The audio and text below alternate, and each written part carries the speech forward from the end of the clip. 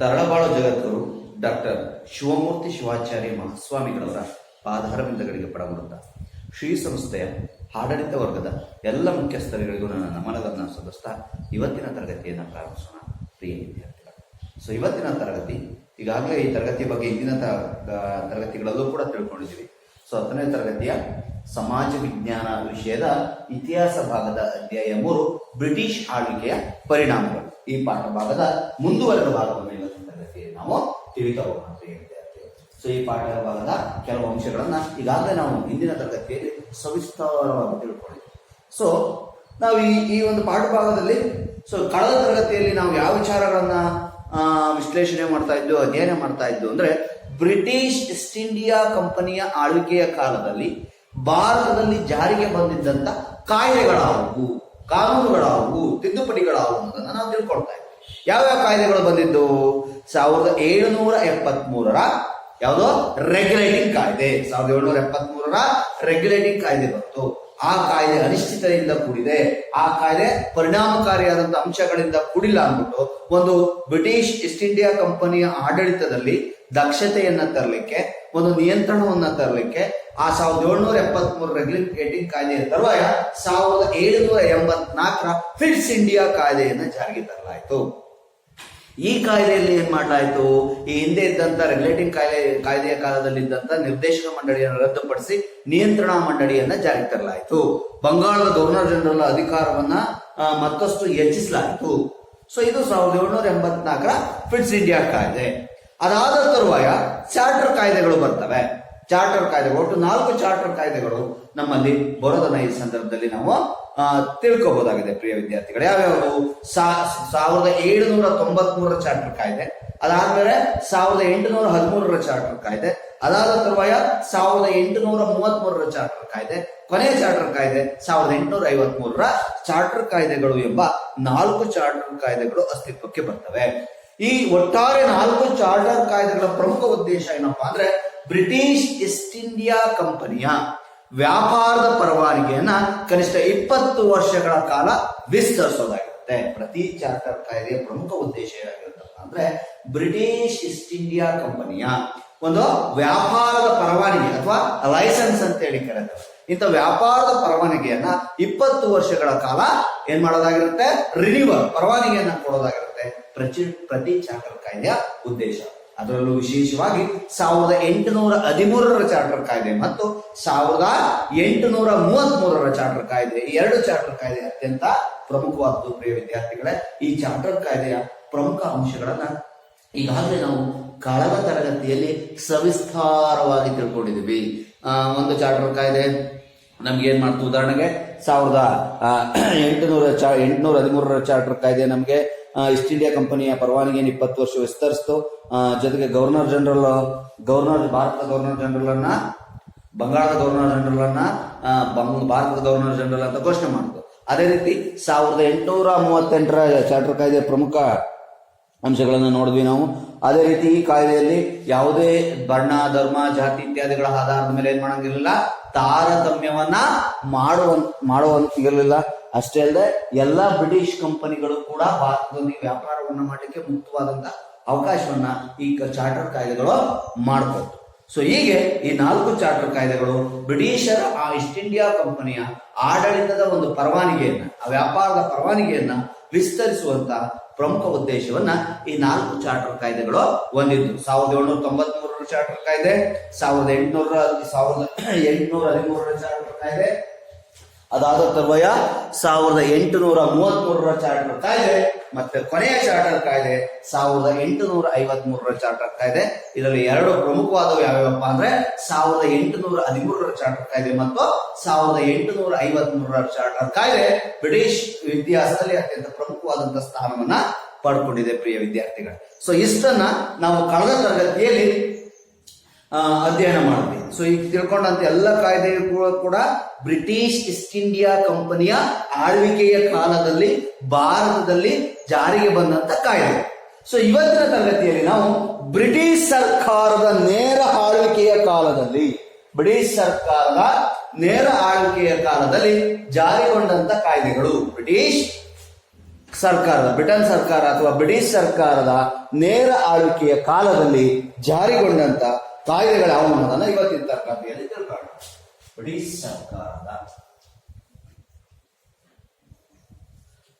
ಸರ್ಕಾರದ ನೇರ ಆಳ್ವಿಕೆಯ ಕಾಲದಲ್ಲಿ ನೇರ ಆಳ್ವಿಕೆಯ ಕಾಲದಲ್ಲಿ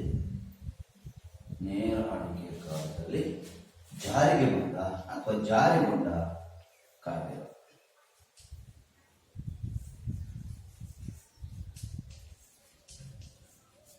ಜಾರಿಗೊಂಡಂತ ಕಾಯ್ದೆಗಳು. ಪ್ರಿಯ ವಿದ್ಯಾರ್ಥಿಗಳೇ, ಈಗಾಗಲೇ ನಾವು ಕಳೆದ ತರಗತಿಯಲ್ಲಿ ಬ್ರಿಟಿಷರ ಆಡಳಿತದ ಪರಿಣಾಮ ಯಾವ ರೀತಿ ಇತ್ತು, ಈಸ್ಟ್ ಇಂಡಿಯಾ ಕಂಪನಿಯ ಒಂದು ಆಡಳಿತದ ವೈಖರಿ ಭಾರತದಲ್ಲಿ ಯಾವ ರೀತಿ ಇತ್ತು ಅಂತ ನಾವು ತಿಳ್ಕೊಂಡ್ವಿ. ನೋಡಿ, ಬ್ರಿಟಿಷ್ ಈಸ್ಟ್ ಇಂಡಿಯಾ ಕಂಪನಿ ಕೆಲವೊಂದು ಸ್ವಾರ್ಥಪರ ಕಾಯ್ದೆಗಳನ್ನ ಭಾರತದಲ್ಲಿ ಜಾರಿಗೆ ತಂದು ಈಗಾಗಲೇ ತಿಳ್ಕೊಂಡಿದ್ದೀವಿ. ಯಾವ್ಯಾವುದು?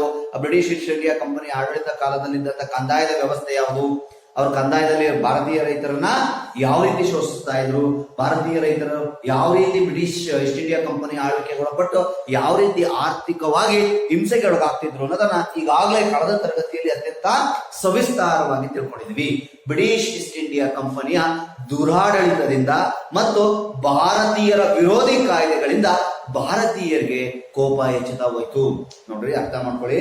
ಬ್ರಿಟಿಷ್ ಈಸ್ಟ್ ಇಂಡಿಯಾ ಕಂಪನಿಯ ಒಂದು ದುರಾಡಳಿತ ಹಾಗೂ ಭಾರತ ವಿರೋಧಿ ಕಾಯ್ದೆಗಳಿಂದಾಗಿ 1857ರಲ್ಲಿ ಭಾರತೀಯರು ಬ್ರಿಟಿಷ್ ಈಸ್ಟ್ ಇಂಡಿಯಾ ಕಂಪನಿಯ ವಿರುದ್ಧ ದಂಗೆಗಿದಾಡ್ತಾರೆ.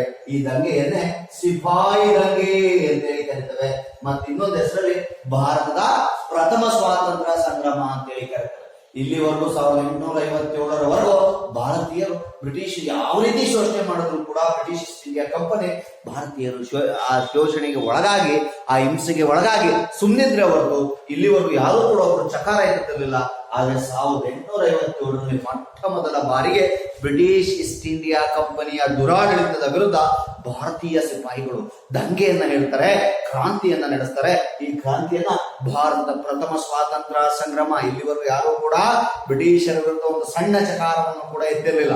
ಅದರಿಂದ ಮೊಟ್ಟ ಮೊದಲ ಬಾರಿಗೆ ಸಿಪಾಯಿಗಳು ಬ್ರಿಟಿಷ್ ಈಸ್ಟ್ ಇಂಡಿಯಾ ಕಂಪನಿಯ ದುರಾಡಳಿತದ ವಿರುದ್ಧ ದಂಗೆ ಎದ್ದಿದ್ದರಿಂದ ಇದಕ್ಕೆ ಭಾರತದ ಪ್ರಥಮ ಸ್ವಾತಂತ್ರ್ಯ ಸಂಗ್ರಾಮ ಅಂತಲೂ ಸಿಪಾಯಿ ದಂಗೆ ಅಂತಲೂ ಕೂಡ ನಾವು ಕರೆತೇವೆ ಪ್ರಿಯ ವಿದ್ಯಾರ್ಥಿಗಳೇ.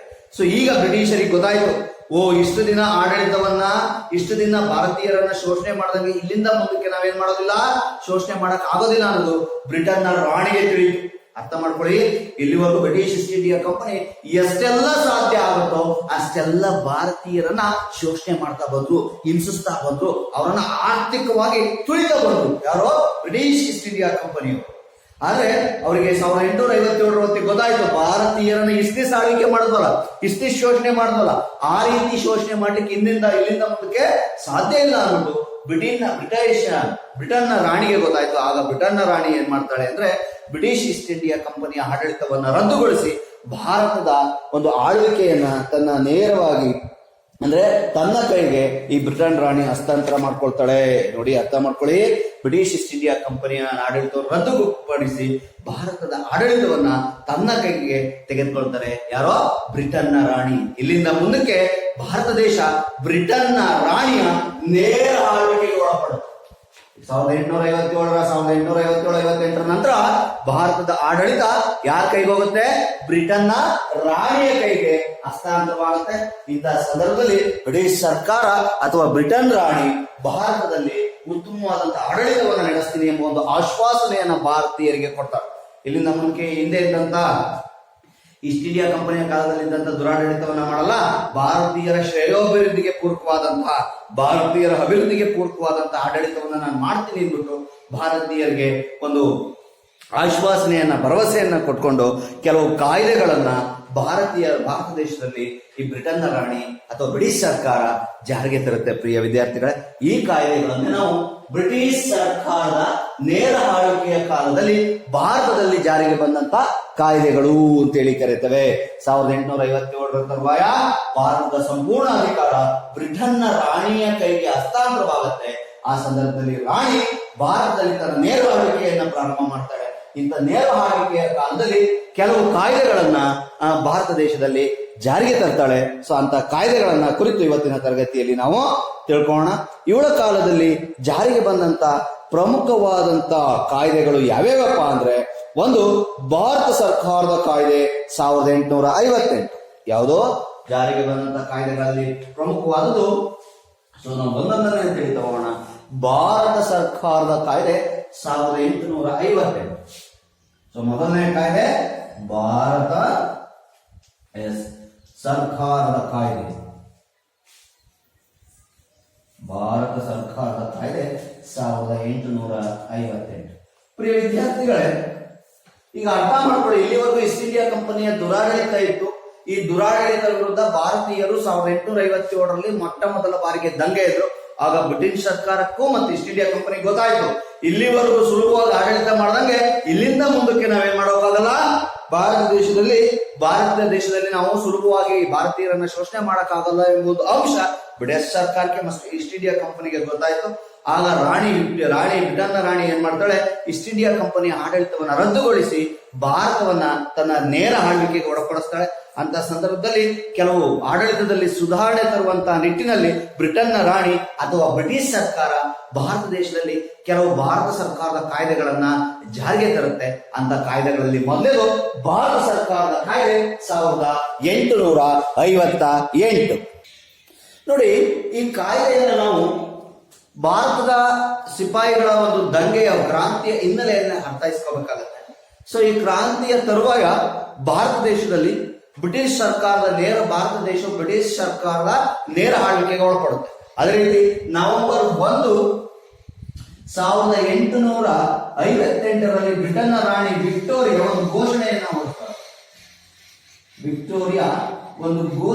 ಹೊರಡಿಸ್ತಾಳೆ. ಯಾರೋ ಬ್ರಿಟನ್ನ ರಾಣಿ ವಿಕ್ಟೋರಿಯಾ ಒಂದು ಘೋಷಣೆ ಕೇಳ್ಬೋದು ಎಕ್ಸಾಂಪಲ್. ಬ್ರಿಟನ್ನ ರಾಣಿ ವಿಕ್ಟೋರಿಯಾ ತನ್ನ ಘೋಷಣೆಯನ್ನ ಎಷ್ಟರಲ್ಲಿ ಹೊರಡಿಸಿದ್ದು ಅಂತ 1858 ನವೆಂಬರ್ 1ರಂದು ಬ್ರಿಟನ್ನ ರಾಣಿ ವಿಕ್ಟೋರಿಯಾ ಒಂದು ಘೋಷಣೆಯನ್ನ ಹೊರಡಿಸಿ ತಮ್ಮ ಆಡಳಿತಾವಧಿಯಲ್ಲಿ ಭಾರತದ ಎಲ್ಲ ಕ್ಷೇತ್ರವನ್ನ ಅಭಿವೃದ್ಧಿಪಡಿಸಲಾಗುವುದು ಎಂದು ಘೋಷಣೆ ಮಾಡ್ತಾಳೆ. ಅವಳು ಭಾರತೀಯರನ್ನ ಸಮಾಧಾನ ಮಾಡಬೇಕಾಗಿತ್ತು. ಯಾಕೆಂದ್ರೆ ಬ್ರಿಟಿಷ್ ಈಸ್ಟ್ ಇಂಡಿಯಾ ಕಂಪನಿಯ ವಿರುದ್ಧ ಈಗಾಗಲೇ ಭಾರತೀಯರು ಸಿಡಿದೆದ್ದಿದ್ದಾರೆ. ಹೀಗೆ ಸಿಡಿದೆದ್ದಿರುವಂತ ಭಾರತೀಯರನ್ನ ಸಮಾಧಾನಗೊಳಿಸಿ ಮತ್ತೆ ತಮ್ಮ ಆಡಳಿತ ವಿಸ್ತರಣೆಯ ಒಂದು ಕುಟಿಲ ನೀತಿಯನ್ನ ಅನುಸರಿಸಿಕೊಂಡು ಮೈಂಡಲ್ಲಿ ಇಟ್ಕೊಂಡಂತ ರಾಣಿ ವಿಕ್ಟೋರಿಯಾ ಭಾರತೀಯರನ್ನ ತತ್ಕ್ಷಣ ಸಮಾಧಾನವನ್ನು ಪಡಿಸಲಿಕ್ಕೆ ಭಾರತವನ್ನ ತನ್ನ ನೇರ ಆಳ್ವಿಕೆಗೆ ತೆಗೆದುಕೊಂಡು 1858 ನವೆಂಬರ್ 1ರಂದು ರಾಣಿ ವಿಕ್ಟೋರಿಯಾ ಒಂದು ಘೋಷಣೆಯನ್ನ ಮಾಡ್ತಾಳೆ. ಏನಂತ, ಭಾರತದ ಎಲ್ಲ ಕ್ಷೇತ್ರಗಳ ಅಭಿವೃದ್ಧಿಯನ್ನ ಇಲ್ಲಿಂದ ನಾನು ಮಾಡ್ತೀನಿ, ಅದರಿಂದ ನಮ್ಮ ಆಡಳಿತಕ್ಕೆ ಭಾರತೀಯರು ಸಹಕರಿಸಲಿ ಅಂದ್ಬಿಟ್ಟು ಕೆಲವು ಕಾಯ್ದೆಗಳನ್ನ ತರ್ತಾರೆ. ಅಂತ ಕಾಯ್ದೆಗಳಲ್ಲಿ 1858ರ ಕಾಯ್ದೆಯು ಕೂಡ ಅತ್ಯಂತ ಪ್ರಮುಖವಾದಂತಹ ಕಾಯ್ದೆ. ಈ ಕಾಯ್ದೆಯ ಪ್ರಮುಖವಾದಂತಹ ಅಂಶಗಳು ಏನಪ್ಪಾ ಅಂದ್ರೆ, ಈಸ್ಟ್ ಇಂಡಿಯಾ ಕಂಪನಿಯ ಮಾನ್ಯತೆಯನ್ನ ರದ್ದುಗೊಳಿಸಿ ಭಾರತವನ್ನ ರಾಣಿಯ ಆಡಳಿತಕ್ಕೆ ವರ್ಗಾಯಿಸಲಾಯಿತು. ಎಕ್ಸಾಂಪಲ್ ಕೇಳ್ತಾರೆ, ಯಾವ ಕಾಯ್ದೆಯ ಪ್ರಕಾರ ಈಸ್ಟ್ ಇಂಡಿಯಾ ಕಂಪನಿ ಆಡಳಿತ ರದ್ದುಗೊಂಡು ಭಾರತ ಬ್ರಿಟನ್ನ ರಾಣಿಯ ನೇರ ಆಳ್ವಿಕೆಗೆ ಒಳಪಡುದು ಅಂದ್ರೆ 1858ರ ಭಾರತ ಸರ್ಕಾರದ ಕಾಯ್ದೆ. ನೋಡಿ, 1858ರ ಭಾರತ ಸರ್ಕಾರದ ಕಾಯ್ದೆಯ ಪ್ರಕಾರ ಭಾರತ ದೇಶದಲ್ಲಿ ಬ್ರಿಟನ್ನ ರಾಣಿಯ ಒಂದು ಅರ್ಥ ಮಾಡ್ಕೊಳ್ಳಿ, ಭಾರತ ದೇಶದಲ್ಲಿ ಬ್ರಿಟನ್ನ ರಾಣಿಯ ನೇರ ಆಳ್ವಿಕೆ ಒಳಪಟ್ಟು ಈಸ್ಟ್ ಇಂಡಿಯಾ ಕಂಪನಿಯ ಆಡಳಿತ ರದ್ದುಗೊಳ್ತು. ಇದು ಈ ಕಾಯ್ದೆಯ ಮೊದಲನೇ ಪ್ರಮುಖವಾದಂತ ಅಂಶ. ಇನ್ನು ಎರಡನೇ ಅಂಶ, ಗವರ್ನರ್ ಜನರಲ್ ಹುದ್ದೆಯನ್ನ ನಾವು ರದ್ದುಗೊಳಿಸಿ ಇಲ್ಲಿಂದ ಮುಂದಕ್ಕೆ ವೈಸ್ರಾಯ್ ಎಂಬ ಒಂದು ಹೊಸ ಹುದ್ದೆಯನ್ನ ಸೃಷ್ಟಿಸಲಾಯಿತು. ಲಾರ್ಡ್ ಕ್ಯಾನಿಂಗ್ ಭಾರತದ ಮೊಟ್ಟ ಮೊದಲ ವೈಸ್ರಾಯ್ ಆದ. ಇಲ್ಲಿವರೆಗಿದ್ದಂತ ಗವರ್ನರ್ ಜನರಲ್ ಹುದ್ದೆಯನ್ನ ರದ್ದುಗೊಳಿಸಿ ವೈಸ್ರಾಯ್ ಎಂಬ ಒಂದು ಹೊಸ ಹುದ್ದೆಯನ್ನ ಸೃಷ್ಟಿಸಲಾಯಿತು. ಆ ಪ್ರಕಾರ ಭಾರತದ ಮೊಟ್ಟ ಮೊದಲ ವೈಸ್ರಾಯ್ ಆಯಿತು ಲಾರ್ಡ್ ಕ್ಯಾನಿಂಗ್. ಅತ್ಯಂತ ಪ್ರಮುಖವಾದಂತಹ ಕಾಯ್ದೆ ಇದು, ಅರ್ಥ ಮಾಡ್ಕೊಳ್ಳಿ. ಇಲ್ಲಿವರೆಗೂ ಗವರ್ನರ್ ಜನರಲ್ ಇದ್ದ ಭಾರತದಲ್ಲಿ ಆಡಳಿತವನ್ನು ನಡೆಸಲಿಕ್ಕೆ. ಯಾವಾಗ ರಾಣಿ ಘೋಷಣೆಯನ್ನ ಮಾಡಿ 1858 ಕಾಯ್ದೆಯನ್ನ ತಂದು ಈ 1858 ಭಾರತ ಸರ್ಕಾರದ ಕಾಯ್ದೆಯ ಪ್ರಕಾರ ಗವರ್ನರ್ ಜನರಲ್ ಹುದ್ದೆ ರದ್ದುಗೊಂಡು ಆ ಸ್ಥಾನಕ್ಕೆ ವೈಸ್ರಾಯ್ ಎಂಬ ಒಂದು ಹೊಸ ಹುದ್ದೆಯನ್ನ ಬ್ರಿಟನ್ ರಾಣಿ ಸೃಷ್ಟಿ ಮಾಡ್ತಾಳೆ. ಭಾರತದ ಮೊಟ್ಟ ಮೊದಲ ವೈಸ್ರಾಯ್ ಆಗಿ ಲಾರ್ಡ್ ಕ್ಯಾನಿಂಗ್ ಭಾರತದಲ್ಲಿ ಅಧಿಕಾರವನ್ನ ವಹಿಸ್ಕೊಳ್ತಾನೆ. ಪ್ರಿಯ ವಿದ್ಯಾರ್ಥಿಗಳೇ, ಸೊ ಇಲ್ಲಿಂದ ಮುಂದಿನ ಅಂಶವನ್ನು ನೋಡೋದಾದ್ರೆ secretary of state for India, secretary for, ಅರ್ಥ ಮಾಡ್ಕೊಳ್ಳಿ, secretary for state for India ಸ್ಥಾನವನ್ನ ಬ್ರಿಟಿಷ್ ಸರ್ಕಾರ ಸೃಷ್ಟಿ ಮಾಡುತ್ತೆ. ಬ್ರಿಟಿಷ್ ಮಂತ್ರಿಮಂಡಲದ ಸದಸ್ಯರಾಗಿದ್ದ ಇವರು ಭಾರತದ ಆಡಳಿತವನ್ನ ನೋಡಿಕೊಳ್ಳುವಂತ ಜವಾಬ್ದಾರಿಯನ್ನ ಪಡೆಯುತ್ತಾರೆ. ಇಲ್ಲಿವರೆಗೂ ಭಾರತದ ಆಡಳಿತವನ್ನ ಈಸ್ಟ್ ಇಂಡಿಯಾ ಕಂಪನಿ ನೋಡ್ಕೊಳ್ತಿತ್ತು. ಯಾವಾಗ ರಾಣಿ ವಿಕ್ಟೋರಿಯಾ ಭಾರತದ ನೇರ ಆಳ್ವಿಕೆಯನ್ನ ಮಾಡ್ಲಿಕ್ಕೆ ಪ್ರಾರಂಭ ಮಾಡಲು ಅವಳಿ ಮಂತ್ರಿ ಮಂಡಲದ ಸದಸ್ಯರು ಭಾರತದ ಆಡಳಿತವನ್ನ ನೋಡುವಂತ ಜವಾಬ್ದಾರಿಯನ್ನ ಪಡ್ಕೊಳ್ತಾರೆ. ಇಲ್ಲಿವರೆಗೂ ಈಸ್ಟ್ ಇಂಡಿಯಾ ಕಂಪನಿ ಭಾರತದ ಆಡಳಿತವನ್ನ ನಡೆಸಿತ್ತು. ಯಾವಾಗ ಬ್ರಿಟನ್ನ ರಾಣಿ ವಿಕ್ಟೋರಿಯಾ ಭಾರತವನ್ನ ತನ್ನ ಕೈಯಲ್ಲಿ ಆಡಳಿತವನ್ನ ಮಾಡ್ಲಿಕ್ಕೆ ನಿಂತ್ಕೊಳ್ತಾಳೋ ಅಲ್ಲಿಂದ ಮುಂದಕ್ಕೆ ಈಸ್ಟ್ ಇಂಡಿಯಾ ಕಂಪನಿ ಆಡಳಿತ ರದ್ದಾಗಿ ರಾಣಿಯ ಒಂದು ಮಂತ್ರಿ ಮಂಡಲದ ಸದಸ್ಯರು ಭಾರತದ ಆಡಳಿತವನ್ನ ನೋಡ್ಕೊಳ್ಳುವಂತ ಜವಾಬ್ದಾರಿಯನ್ನ ಪಡಿತಾರೆ.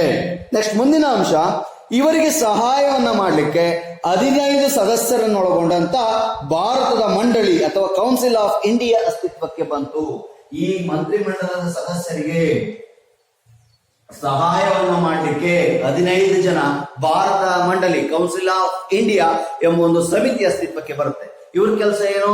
ಬ್ರಿಟನ್ನ ರಾಣಿಯ ಮಂತ್ರಿಮಂಡಲದ ಸದಸ್ಯರಿಗೆ ಭಾರತದ ಆಡಳಿತವನ್ನ ನೋಡ್ಕೊಂಡು ಹೋಗ್ಲಿಕ್ಕೆ ಜವಾಬ್ದಾರಿಯನ್ನು ವಹಿಸಿದಾರಲ್ಲ ಅವರಿಗೆ ಆ ಸದಸ್ಯರಿಗೆ, ಆ ಮಂತ್ರಿಮಂಡಲದ ಸದಸ್ಯರಿಗೆ ಈ 15 ಮಂದಿ ಕೌನ್ಸಿಲ್ ಆಫ್ ಇಂಡಿಯಾದ ಸದಸ್ಯರು ಆಡಳಿತದಲ್ಲಿ ಸಹಾಯವನ್ನ ಮಾಡಬೇಕು, ಸಲಹೆಯನ್ನು ನೀಡಬೇಕು. ಅವ್ರು ಬೇಕಾದಂತಹ ಸಂದರ್ಭದಲ್ಲಿ ವಿವಿಧ ರೀತಿಯ ಒಂದು ಸಹಕಾರವನ್ನ ಈ 15 ಮಂದಿ ಸದಸ್ಯರು ಆ ಮಂತ್ರಿಮಂಡಲದ ಸದಸ್ಯರಿಗೆ ಕೊಡಬೇಕಾಗತ್ತೆ. ಇಷ್ಟು ಪ್ರಮುಖಾಂಶಗಳನ್ನ 1858ರ ಭಾರತ ಸರ್ಕಾರದ ಕಾಯ್ದೆ ಹೊಂದಿತ್ತು. ಪ್ರಿಯ ವಿದ್ಯಾರ್ಥಿಗಳೇ, ಈ ಕಾಯ್ದೆ ಪರೀಕ್ಷಾ ದೃಷ್ಟಿಯಲ್ಲಿ ಅತ್ಯಂತ ಮುಖ್ಯ. ಯಾಕೆಂದ್ರೆ ಈ ಕಾಯ್ದೆ ಪ್ರಕಾರ 1858 ನವೆಂಬರ್ 1ರಲ್ಲಿ ರಾಣಿ ವಿಕ್ಟೋರಿಯಾ ಒಂದು ಘೋಷಣೆ ಹೊರಡಿಸಿ ಭಾರತವನ್ನ ಇಲ್ಲಿಂದ ಮುಂದಕ್ಕೆ ಅಭಿವೃದ್ಧಿ ಪಡಿಸ್ತೀವಿ ಅಂತ ಹೇಳಲು ಭಾರತದ ಗವರ್ನರ್ ಜನರಲ್ ಹುದ್ದೆಯನ್ನು ರದ್ದುಗೊಳಿಸಿ ವೈಸ್ರಾಯ್ ಹುದ್ದೆಯನ್ನ ಸೃಷ್ಟಿ ಮಾಡ್ತಾಳೆ. ಲಾರ್ಡ್ ಕ್ಯಾನಿಂಗ್ ಭಾರತದ ಮೊಟ್ಟ ಮೊದಲ ವೈಸ್ರಾಯ್ ಆಗ್ತಾರೆ. ಅದಾದ್ಮೇಲೆ secretary of state for India ಸಮಿತಿಯ ಸದಸ್ಯರು ಭಾರತದ ಆಡಳಿತದ ಜವಾಬ್ದಾರಿಯನ್ನು ಪಡೀತಾರೆ. ಇವರಿಗೆ ಸಹಾಯವನ್ನ ಮಾಡಲಿಕ್ಕೆ 15 ಮಂದಿ ಕೌನ್ಸಿಲ್ ಆಫ್ ಇಂಡಿಯಾ ಸದಸ್ಯರು ಅಸ್ತಿತ್ವಕ್ಕೆ ಬರ್ತಾರೆ. ಪ್ರಿಯ ವಿದ್ಯಾರ್ಥಿಗಳೇ, ಸೊ ಇಷ್ಟು ಭಾರತ ಸರ್ಕಾರದ ಕಾಯ್ದೆ 1858. ಸೊ ಇನ್ನು ಮುಂದಿನ ಕಾಯ್ದೆ 1861ರ ಭಾರತೀಯ ಪರಿಷತ್ ಕಾಯ್ದೆ. ಮುಂದಿನ ಕಾಯ್ದೆ 1861ರ ಭಾರತೀಯ ಪರಿಷತ್ ಕಾಯ್ದೆ. 1861ರ ಭಾರತೀಯ ಪರಿಷತ್ ಕಾಯ್ದೆ. 1861ರ ಭಾರತೀಯ ಪರಿಷತ್ ಕಾಯ್ದೆ. ಪ್ರಿಯ ವಿದ್ಯಾರ್ಥಿಗಳೇ, ಪ್ರತಿಯೊಂದು ಕಾಯ್ದೆಯನ್ನು ತರುವಂತಹ ಉದ್ದೇಶ ಭಾರತೀಯರನ್ನ ಸಮಾಧಾನಗೊಳಿಸುವಂತ ಒಂದು ಮೂಲ ಉದ್ದೇಶವನ್ನ ರಾಣಿ ವಿಕ್ಟೋರಿಯಾ ಹೊಂದಿದ್ದು. ಸೊ ಈ ದೃಷ್ಟಿಯಲ್ಲಿ 1861ರ ಭಾರತೀಯ ಪರಿಷತ್ ಕಾಯ್ದೆಯು ಕೂಡ ಅತ್ಯಂತ ಪ್ರಮುಖವಾದಂತಹ ಕಾಯ್ದೆಯಾಗಿದೆ. ಸೊ 1861ರ ಕಾಯ್ದೆಯು ಕೂಡ, ಭಾರತೀಯ ಪರಿಷತ್ ಕಾಯ್ದೆಯು ಕೂಡ 1857ರ ತರುವಾಯ ನಡೆದಂತ ಸಿಪಾಯಿ ದಂಗೆಯ ತರುವಾಯ ಭಾರತೀಯರನ್ನ ಸಮಾಧಾನವನ್ನಗೊಳಿಸಲಿಕ್ಕೆ, ಭಾರತೀಯರ ವಿಶ್ವಾಸವನ್ನ ಪಡೆಯಲಿಕ್ಕೆ ಬ್ರಿಟನ್ ರಾಣಿ ಅಸ್ತಿತ್ವಕ್ಕೆ ತಂದಂತಹ, ಬ್ರಿಟಿಷ್ ಸರ್ಕಾರ ಅಸ್ತಿತ್ವಕ್ಕೆ ತಂದಂತಹ ಪ್ರಮುಖ ಕಾಯ್ದೆಗಳಲ್ಲಿ 1861ರ ಭಾರತೀಯ ಪರಿಷತ್ ಕಾಯ್ದೆಯು ಕೂಡ ಒಂದು ಪ್ರಮುಖವಾದಂತಹ ಕಾಯ್ದೆಯಾಗಿದೆ. ಸೊ ನೋಡಿ, ಈ ಕಾಯ್ದೆಯ ಪ್ರಕಾರ ಶಾಸನ ರಚಿಸುವಂತಹ ಪ್ರಕ್ರಿಯೆಯಲ್ಲಿ ಭಾರತೀಯರಿಗೂ ಕೂಡ ಸ್ಥಾನವನ್ನು ನೀಡಲಾಯಿತು. ನೋಡಿ, 1861ರ ಕಾಯ್ದೆಯ ಪ್ರಮುಖ ಅಂಶಗಳಲ್ಲಿ ನಾವು ನೋಡೋದಾದ್ರೆ, ಈ ಕಾಯ್ದೆಯ ಪ್ರಮುಖವಾದಂತಹ ಉದ್ದೇಶ ಏನಾಗಿತ್ತಪ್ಪ ಅಂದ್ರೆ, ಭಾರತೀಯರಿಗೂ ಸಹ ಶಾಸನವನ್ನ ರೂಪಿಸುವಂತ ಪ್ರಕ್ರಿಯೆಯಲ್ಲಿ ಸ್ಥಾನವನ್ನ ನೀಡುವುದು. ಇಲ್ಲಿವರೆಗೂ ಕೂಡ ಭಾರತೀಯರಿಗೆ ಬ್ರಿಟಿಷ್ ಸರ್ಕಾರ ತನ್ನ ಶಾಸನ ರಚನಾ ಕಾರ್ಯದಲ್ಲಿ ಯಾವುದೇ ಸ್ಥಾನಮಾನಗಳನ್ನ ನೀಡುತ್ತಿರಲಿಲ್ಲ.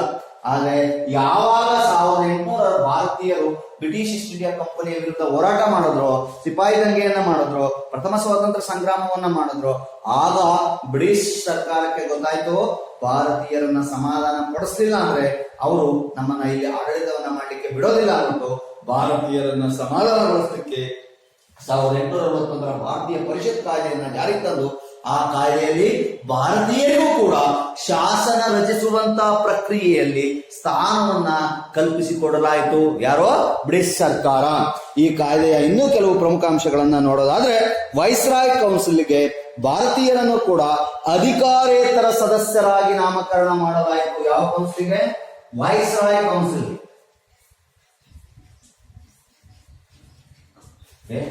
ಭಾರತೀಯರನ್ನ ಅಧಿಕಾರೇತರ ಸದಸ್ಯರಾಗಿ. ಇಲ್ಲಿವರೆಗೂ ಕೂಡ ವೈಸ್ರಾಯ್ ಕೌನ್ಸಿಲ್ಗೆ ಯಾವುದೇ ಒಬ್ಬ ಭಾರತೀಯ ಸದಸ್ಯರಿಲ್ಲ. ಇದ್ದ ಎಲ್ಲ ಸದಸ್ಯರು ಕೂಡ ಬ್ರಿಟಿಷರೇ ಆಗಿದ್ರು. ಯಾವಾಗ 1861 ಭಾರತೀಯ ಪರಿಷತ್ ಕಾಯ್ದೆ ಅಸ್ತಿತ್ವಕ್ಕೆ ಬಂತು, ಅಲ್ಲಿಂದ ಮುಂದಕ್ಕೆ ಏನ್ ಮಾಡಲಾಯ್ತು, ಈ ಒಂದು ವೈಸ್ರಾಯ್ ಕೌನ್ಸಿಲ್ಗೆ ಭಾರತೀಯ ಸದಸ್ಯರನ್ನ ಕೂಡ ಅಧಿಕಾರೇತರ ಸದಸ್ಯರನ್ನಾಗಿ ನಾಮಕರಣ ಮಾಡಲಾಯಿತು. ಜೊತೆಗೆ ತುರ್ತು ಸಂದರ್ಭದಲ್ಲಿ ಸುಗ್ರೀವಾಜ್ಞೆಯನ್ನ ಹೊರಡಿಸಲಿಕ್ಕೆ ಭಾರತದ ಗವರ್ನರ್ ಜನರಲ್ಗೆ ಅವಕಾಶವನ್ನು ಕೊಡಲಾಯಿತು. ಯಾಕೆ? Governor general. ನೋಡ್ರಿ, ತುರ್ತು ಸಂದರ್ಭದಲ್ಲಿ ಸುಗ್ರೀವಾಜ್ಞೆಯನ್ನ ಹೊರಡಿಸುವಂತಹ ಒಂದು ಆದೇಶವನ್ನ ಅಥವಾ ಒಂದು ಅಧಿಕಾರವನ್ನ ಭಾರತೀಯ ಗವರ್ನರ್ ಜನರಲ್ಗೆ ಕೊಡಲಾಯಿತು. ಇದು 1861 ಭಾರತೀಯ ಪರಿಷತ್ ಕಾಯ್ದೆ. ಈ ಕಾಯ್ದೆಯ ಪ್ರಮುಖ ಅಂಶಗಳು: ಭಾರತೀಯರಿಗೂ ಕೂಡ ಶಾಸನ ರಚನಾ ಕಾರ್ಯದಲ್ಲಿ ಅವಕಾಶವನ್ನು ಕಲ್ಪಿಸಿಕೊಡಲಾಯಿತು. ತದನಂತರ ವೈಸ್ರಾಯ್ ಕೌನ್ಸಿಲ್ಗೆ ಭಾರತೀಯ ಸದಸ್ಯರನ್ನ ಕೂಡ ಅಧಿಕಾರೇತರ ಸದಸ್ಯರನ್ನಾಗಿ ಏನ್ ಮಾಡಲಾಯಿತು, ನೇಮಕ ಮಾಡಲಾಯಿತು, ನಾಮಕರಣ ಮಾಡಲಾಯಿತು. ಅರ್ಥ ಮಾಡ್ಕೊಳ್ಳಿ. ಸೊ ಅದಾದ ತರುವಾಯ ತುರ್ತು ಸಂದರ್ಭದಲ್ಲಿ ಸುಗ್ರೀವಾಜ್ಞೆಯನ್ನ ಘೋಷಿಸುವಂತ ಅಧಿಕಾರವನ್ನ ಕೂಡ ಯಾರಿಗೆ ಕೊಡ್ಲಾಯ್ತು? ಯಾರಿಗೆ ಕೊಡ್ಲಾಯ್ತು?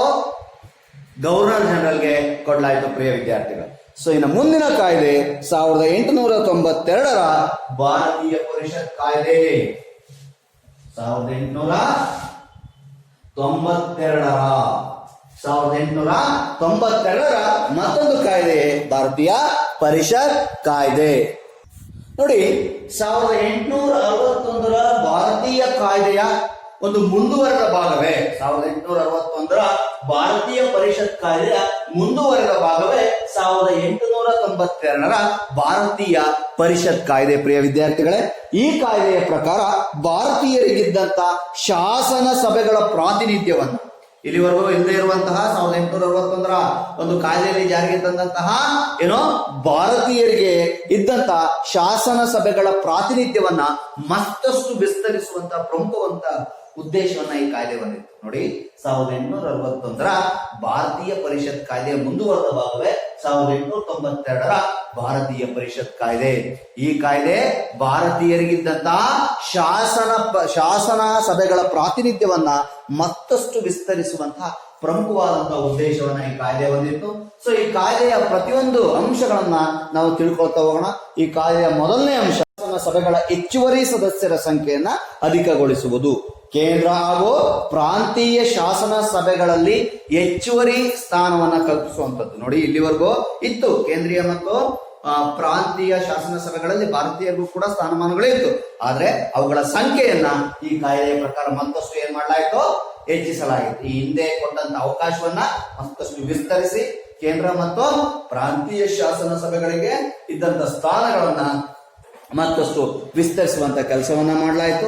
ಇನ್ನು ಮುಂದಿನ ಅಂಶವನ್ನ ನೋಡೋದಾದ್ರೆ, ಶಾಸನ ಸಭೆಯ ಅಧಿಕಾರವನ್ನ ಹೆಚ್ಚಿಸಿ ಅವುಗಳಲ್ಲಿ ಬಜೆಟ್ ಬಗ್ಗೆ ಚರ್ಚಿಸುವಂತ ಅಧಿಕಾರವನ್ನ ನೀಡಲಾಯಿತು. ನೋಡಿ, ಶಾಸನ ಸಭೆಯ ಅಧಿಕಾರವನ್ನ ಹೆಚ್ಚಿಸಿ ಈ ಶಾಸನ ಸಭೆಗಳಲ್ಲಿ ರಾಜ್ಯದ ಆಯವ್ಯಯ ಅಂದ್ರೆ ಬಜೆಟ್ ಬಗ್ಗೆ ಚರ್ಚಿಸುವಂತ ಅಧಿಕಾರವನ್ನ ಕೂಡ ಈ ಶಾಸಕಾಂಗದ ಸದಸ್ಯರಿಗೆ ನೀಡಲಾಯಿತು. ಪ್ರಿಯ ವಿದ್ಯಾರ್ಥಿಗಳೇ, ಸೊ ನೋಡಿ, ಇಲ್ಲಿವರೆಗೂ ಬಜೆಟ್ ಬಗ್ಗೆ ಚರ್ಚಿಸುವಂತ ಅಧಿಕಾರ ಇರಲಿಲ್ಲ. ಯಾವಾಗ 1892 ಭಾರತೀಯ ಪರಿಷತ್ ಕಾಯ್ದೆ ಅಸ್ತಿತ್ವಕ್ಕೆ ಬಂತು, ಅಲ್ಲಿಂದ ಮುಂದಕ್ಕೆ ಈ ಒಂದು ಶಾಸನ ಸಭೆಯ ಅಧಿಕಾರವನ್ನು ಹೆಚ್ಚಿಸಿ ಅದರಲ್ಲಿ ಬಜೆಟ್ ಬಗ್ಗೆ ಏನನ್ನ ಮಾಡಲಾಯಿತು, ಚರ್ಚಿಸುವಂತ ಅಧಿಕಾರವನ್ನ ನೀಡಲಾಯಿತು. ಇನ್ನು ಮುಂದಿನ ಅಂಶ 6 ದಿನಗಳಿಗಿಂತ ಮುಂಚೆನೆ ಮುಂಚೆ ಸದಸ್ಯರಿಗೆ ಮುನ್ಸೂಚನೆಯನ್ನ ನೀಡಿ ಸಾರ್ವಜನಿಕ ಆಸಕ್ತಿಯ ವಿಷಯಗಳ ಬಗ್ಗೆ ಸರ್ಕಾರವನ್ನ ಪ್ರಶ್ನಿಸುವ ಹಕ್ಕನ್ನ ನೀಡಲಾಯಿತು. 6 ದಿನಗಳಿಗಿಂತ ಮುಂಚೆ ಶಾಸನ ಸಭೆಯ ಸದಸ್ಯರಿಗೆ ಮುನ್ಸೂಚನೆಯನ್ನ ನೀಡಿ, ನೋಡಿ ಇಂಥ ಸಾರ್ವಜನಿಕ ವಿಷಯ ಇದೆ, ಇಂಥ ವಿಷಯವನ್ನ ಸರ್ಕಾರ ಅಸ್ತಿತ್ವಕ್ಕೆ ಜಾರಿಗೆ ತರಲಿಕ್ಕೆ ಹೊರಟಿದೆ, ಅದ್ರ ಬಗ್ಗೆ ನಿಮ್ದೇನಾದ್ರೂ ತಕರಾರು ಇದೆಯಾ, ಅಥವಾ ನಿಮ್ಮಿಂದ ಏನಾದ್ರೂ ಸಲಹೆ ಇದೆಯಾ, ಅಥವಾ ನಿಮ್ಮಿಂದ ಏನಾದ್ರೂ ಪ್ರಶ್ನೆ ಇದೆಯಾ ಎಂಬುದನ್ನ ಸರ್ಕಾರ 6 ದಿನಕ್ಕಿಂತ ಮುಂಚೆನೆ ಶಾಸನ ಸಭೆಯ ಸದಸ್ಯರಿಗೆ ಮುನ್ಸೂಚನೆ ನೀಡಿ ಅದನ್ನ ಆ ಒಂದು ಸಾರ್ವಜನಿಕ ವಿಷಯಕ್ಕೆ ಸಂಬಂಧಿಸಿದಂತೆ ಪ್ರಶ್ನೆ ಕೇಳುವಂತ ಅಧಿಕಾರವನ್ನ ಶಾಸನ ಸಭೆಯ ಸದಸ್ಯರಿಗೆ 1992ರ ಭಾರತೀಯ ಪರಿಷತ್ ಕಾಯ್ದೆ ನೀಡಿತು. ಪ್ರಿಯ ವಿದ್ಯಾರ್ಥಿಗಳೇ, ಸೊ ಒಟ್ಟಾರೆಯಾಗಿ ಹೇಳೋದಾದ್ರೆ 1892ರ ಭಾರತೀಯ ಪರಿಷತ್ ಕಾಯ್ದೆ ಈ ಹಿಂದೆ ಅಸ್ತಿತ್ವಕ್ಕೆ ಬಂದಿದ್ದಂತಹ 1861ರ ಭಾರತೀಯ ಪರಿಷತ್ ಕಾಯ್ದೆಯ ಮುಂದುವರೆದ ಭಾಗ ಅನ್ನೋದ್ರಲ್ಲಿ ಯಾವುದೇ ಕೂಡ ಸಂದೇಹವಿಲ್ಲ. ಪ್ರಿಯ ವಿದ್ಯಾರ್ಥಿಗಳೇ, ಸೊ ಇಷ್ಟು 1892ರ ಭಾರತೀಯ ಪರಿಷತ್ ಕಾಯ್ದೆ. ಸೊ ನಾವು ಮುಂದಿನ ತರಗತಿಯಲ್ಲಿ 1909ರ ಭಾರತೀಯ ಪರಿಷತ್ ಕಾಯ್ದೆಯನ್ನ ಕುರಿತು ತಿಳಿಯೋಣ.